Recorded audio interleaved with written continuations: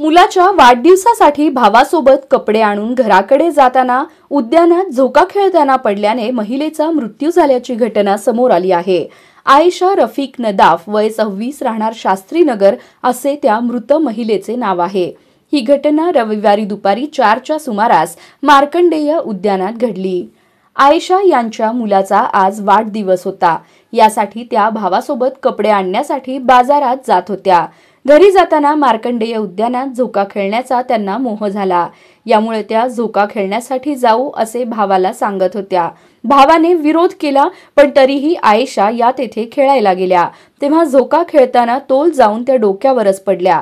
लगेच त्यांचा भाऊ व तेथील उपस्थितांनी मदतीसाठी त्यांच्याकडे धाव घेतली, पण त्यांची हालचाल जाणवली नाही। यामुळे लगेच छत्रपती शिवाजी महाराज शासकीय रुग्णालयात त्यांना उपचारासाठी दाखल केले, पण डॉक्टरांनी त्यांना मृत घोषित केले। आयशा यांच्या पतीचे निधन झाल्याने त्या 2 मुलांसोबत माहेरीच राहतात। वडिलांचाही मृत्यू झाल्याने आई धुणेभांडे कामासाठी जाते, तर भाऊही कामाला जातो। यामुळे त्याही धुणेभांडे करण्याचे काम करीत होत्या।